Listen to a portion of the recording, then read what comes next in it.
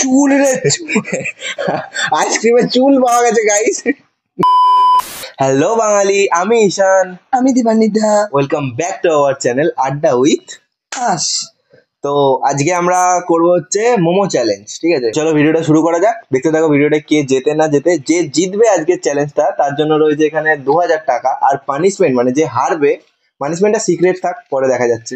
ঠিক আছে, এখানে আছে 1 2 3 4 5 6 7 8টা মোমো। ঠিক আছে, আর এক বাটি করে স্যুপ। তো দুজনের সেম কোয়ান্টিটি। 3 2 1 স্টার্ট।